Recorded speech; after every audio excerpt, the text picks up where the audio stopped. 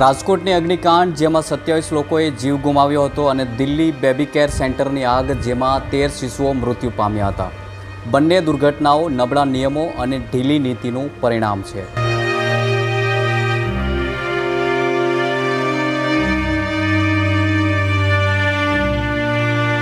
Rajkot game zone અગ્નિકાંડ કાર્યવાહીમાં વધુ એક ફાયર ઓફિસરને સસ્પેન્ડ કરાયા છે. રાજકોટ મ્યુનિસિપલ કમિશનર દ્વારા પોલીસ રિપોર્ટના આધારે ફાયર ઓફિસર ઇલેશ ખેર સામે કાર્યવાહી હાથ ધરી છે.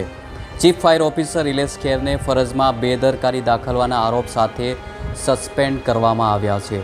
રાજકોટ અગ્નિકાંડના આરોપી તરીકે ધરપકડ બાદ જેલ હવાલે થયા હતા. ત્યારબાદ ચીફ ફાયર ઓફિસરને સસ્પેન્ડ કરવામાં આવ્યા. બીજી તરફ આ ગેમ ઝોન શરૂ કરવાનું લાયસન્સ આપનાર પોલીસ અને આ બધા ઉપર સત્તા ધરાવતા ઉચ્ચ ઓફિસરોનો વાડ પણ વાંકો નથી થયો.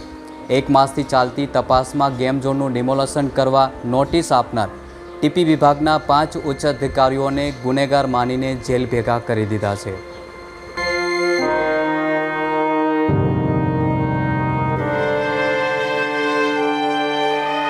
પોલીસની સૌથી મોટી છતી પણ સામે આવી છે. સુભાષ ત્રિવેદીના વડપડ હેઠળની સીટમાં પણ ખુલી હતી. તે મુજબ પોલીસના બુકિંગ લાયસન્સની પ્રક્રિયાની ફાઇલ ગુમ થઈ ગઈ છે. આ ફાઇલ ગુમ થવા માટે કે કરવા માટે કોઈ પણ ગુનો નોંધાયો નથી કે કોઈ પણ પ્રકારની કાર્યવાહી કે પગલાં લેવામાં નથી. રાજકોટ અગ્નિકાંડનો 1 મહિનો થઈ ગયો છે, છતાં પણ હજુ બદલીનો ખેલ ચાલુ છે.